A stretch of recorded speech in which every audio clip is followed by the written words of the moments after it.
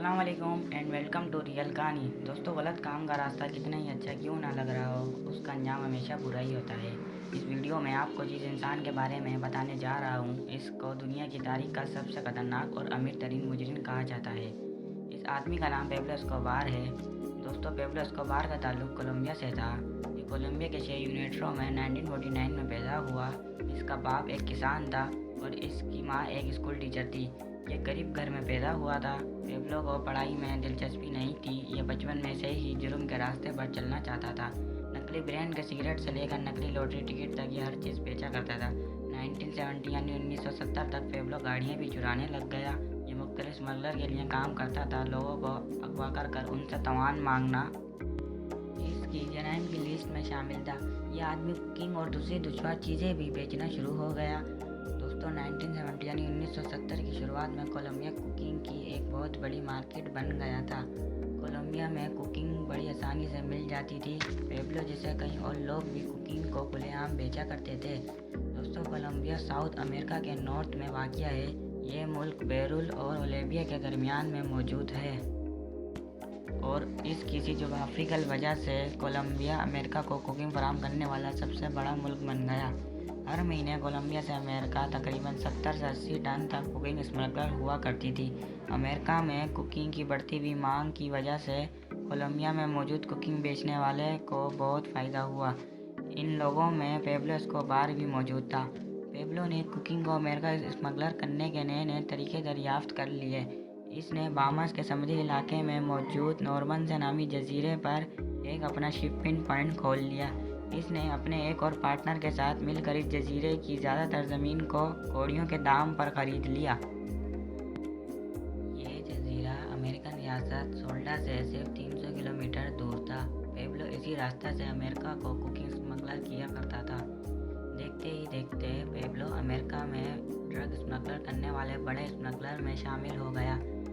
1975 में कोलंबिया का सबसे बड़ा ड्रग स्मगलर पेब्लो रेस्टियो को कत्ल कर दिया गया। कहा जाता है कि वो पेब्लो एस्कोबार ने ही कत्ल करवाया था। पेब्लो रेस्टियो के मर जाने के बाद पेब्लो के लिए रास्ता साफ हो गया। अब ये कोलंबिया का ड्रग लॉर्ड कहलाने लगा। पेब्लो बोलिविया और पेरू से तोहफा को भारी मुकदार में खरीदता था और इसको अमेरिका स्मगलर करता।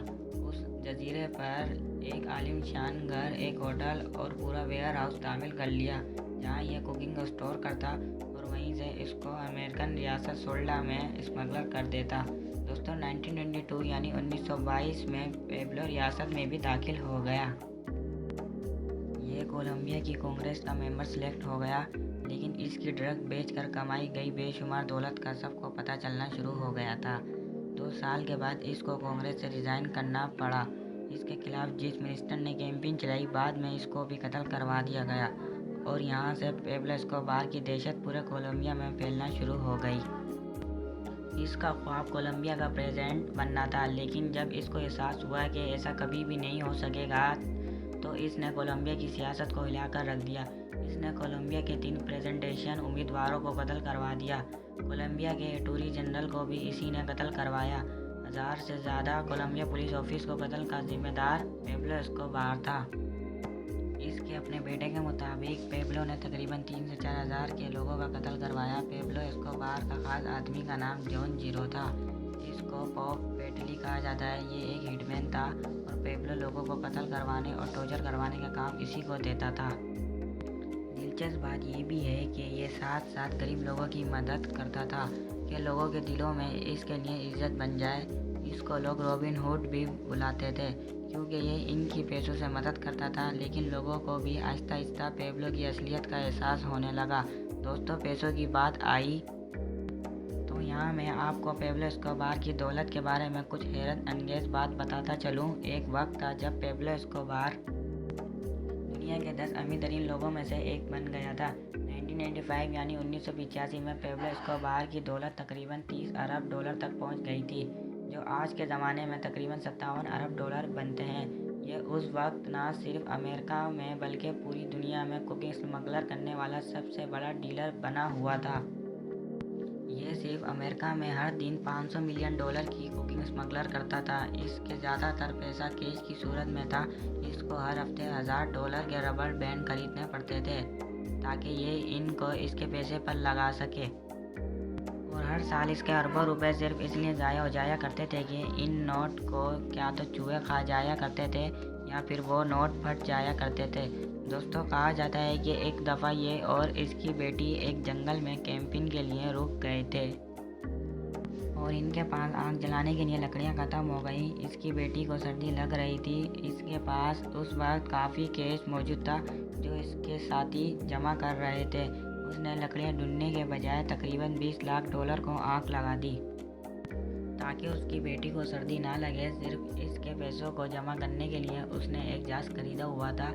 लेकिन दोस्तों, बुरे काम का नतीजा बुरा ही होता है। अमेरिकन हुकूमत पेब्लो एस्कोबार को पकड़ना चाहती थी और बार बार कोलंबिया से पेब्लो को इनके हवाले करने की डिमांड कर रही थी। लेकिन पेब्लो इतना ताकतवर था कि इसके खिलाफ कोलंबिया में किसी को एक्शन लेने की हिम्मत नहीं हो रही थी। पेब्लो ये बात खुद ही जानता था, लेकिन इसके दिल में डर था कहीं कोलंबिया हुकूमत इसको अमेरिका के हवाले ना कर दे। इसने कोलंबिया हुकूमत को कोलंबिया का $10 अरब का खर्चा तक उतारने की पेशकश की ताकि इसके बदले कोलंबिया इसको अमेरिका के हवाले ना करे। लेकिन दोस्तों, इसके जुर्म की दास्तां काफ़ी बढ़ चुकी थी और फिर अमेरिकन प्रेशर भी था। पेब्लो को पता था कि इसको किसी वक्त भी गिरफ्तार करके अमेरिका के हुकूमत हवाले किया जा सकता है। इसलिए 1991 में यानी 1951 में इसने फैसला किया कि ये खुद को सरेंडर कर देगा, लेकिन इसने शर्त ये रखी कि इसको अमेरिका के हवाले नहीं किया जाएगा। कोलंबिया हुकूमत ने पेब्लो एस्कोबार की इस बात को मान लिया, लेकिन पेब्लो को किसी जेल में नहीं भेजा गया। लेकिन पेब्लो की शर्त के मुताबिक पेब्लो को अपना जेल खुद बनाने की इजाज़त दी गई। दोस्तों, पेब्लो एस्कोबार ने अपना जेल खुद तामीर किया जो किसी महल से कम नहीं था। इस जेल को द कैथेड्रल भी कहा जाता है। इस जेल में कसीने, बार, फुटबॉल क्लब तक शामिल थे। इसने दुनिया भर से बहुत कीमती जानवर मंगवा कर इस जेल में ही एक जू खोला हुआ था। ये एक आलीशान मेलनुमा घर में रहा करता था और इस जेल की हिफाजत इसके अपने बंदे करते थे। पेब्लो के साथ इसका ख़ास बंदा भी रहता था जिसको पोपाई भी कहते हैं। लेकिन इतने आलीशान तरीके से रहने के बावजूद ये इसी जेल से बैठकर लोगों को कत्ल करवाने और कुकिंग को स्मगलर करवाने का काम करता था। इसके ये सारे काम इसका ख़ास बंदा पोपाय सरम अंजाम देता था। हुकूमत को जब एहसास हुआ कि पेब्लो को अभी वही सब कुछ कर रहा है तो हुकूमत इसको प्रॉपर जेल में भेजने का फ़ैसला कर लिया। पेब्लो एस्कोबार ने इस बात का पहले से ही पता चला लिया और इसने अपने साथियों के साथ मिलकर इस आलीशान जेल से फ़रार होने का प्लान बना लिया। दोस्तों, पेब्लो इस आलीशान जेल से फ़रार होने में कामयाब हो गया। पेब्लो के फ़रार हो जाने के बाद कोलंबिया हुकूमत शदीद प्रेशर में आ गई। पेब्लो को पकड़ने के लिए अमेरिकन और कोलंबियन हुकूमत की एक पॉइंट टीम बनी। यहाँ जिन लोगों के प्यारों को कत्ल करवाया था, इन्होंने भी अपनी एक प्राइवेट टीम बना ली। इस टीम का नाम लॉस पेब रखा गया। इस टीम में पेब्लो के तमाम दुश्मन शामिल थे। इस टीम के दिल में पेब्लो के खिलाफ बहुत ज़्यादा नफरत थी। इन्होंने पेब्लो के तकरीबन 300 साथियों को कत्ल कर दिया, जिसमें इसके रिश्तेदारों और इसका वकील भी शामिल था। लेकिन पेब्लो का कुछ पता नहीं था। दोस्तों, आखिरकार 16 महीने की तलाश के बाद और कई $मिलियन खर्च करने के बाद 2 सितंबर 1993 को कोलंबिया पुलिस को पेब्लो एस्कोबार के ठिकाने का पता चल गया। ये पेब्लो की सालगिरह से एक दिन पहले का वाक़या है। पेब्लो अपनी सालगिरह के अगले दिन ड्रग्स लेकर और केक खाकर सालगिरह मना रहा था।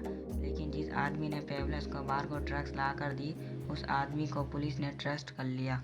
पेब्लो लॉस हेलोवोस नामी इलाके में छुपा हुआ था और ये अपने बेटे से फ़ोन पर बात कर रहा था।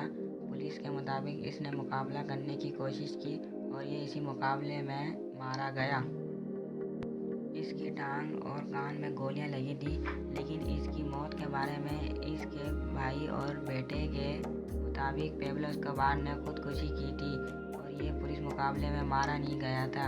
इसके भाइयों का कहना था कि इनको पेब्लो ने खुद बताया था कि वो पकड़े जाने से पहले ही अपनी कान में गोली मार कर खुदकुशी कर लेगा। ये भी कहा जाता है कि जिस गन से पेब्लो को गोली लगी वो इसकी अपनी गन थी। दोस्तों, पेब्लो एस्कोबार की मौत की खबर वो इस वक्त दुनिया की सबसे बड़ी खबर बन गई थी। कुकिंग किंग और हज़ारों लोगों का कातिल पेब्लो एस्कोबार मर चुका था। लेकिन इस सब जराइम को अंजाम देने के बावजूद कोलंबिया के कुछ लोगों के दिलों में आज तक इसके लिए सॉफ्ट कॉर्नर मौजूद है। कहते हैं कि इसकी आखिरी मौत में 25,000 से ज़्यादा लोगों ने हिस्सा लिया। ये वो लोग थे जिन्हें पेब्लो ने घर बना कर दिया था और इनकी मदद की थी, लेकिन इसने हज़ारों लोगों को कत्ल करवाया था। इसलिए कोलंबिया में ज़्यादातर लोग खुश थे। दोस्तों, एक और दिलचस्प बात ये भी है कि इसका ख़ास आदमी और हिटमैन पोपाय ने पुलिस के सामने पहले सरेंडर कर दिया था। इस शख्स ने 200 से ज़्यादा लोगों को टॉर्चर करके कत्ल करने का इल्ज़ाम दरियाफ्त किया था। इसको 24 साल कैद की सज़ा हो गई। क्योंकि कोलंबिया सज़ाए मौत का कानून मौजूद नहीं है, ये शख्स अभी कुछ अर्स पहले ही जेल से बाहर आया है और ये अभी एक्टिविस्ट बन गया है। ये कोलंबिया के मसाइल और सियासत के ऊपर भी ये यूट्यूब पर वीडियो पोस्ट भी बनाता रहता है और इसके कई लाख सब्सक्राइबर भी हैं। दोस्तों, पेब्लो एस्कोबार की फैमिली में इसकी बेटी और इसका बेटा शामिल है। इन लोगों ने पेब्लो के मरने से काफ़ी पहले अरसे ही जर्मनी में सियासी पनाह हासिल कर ली थी और ये अभी भी वहीं रहते हैं।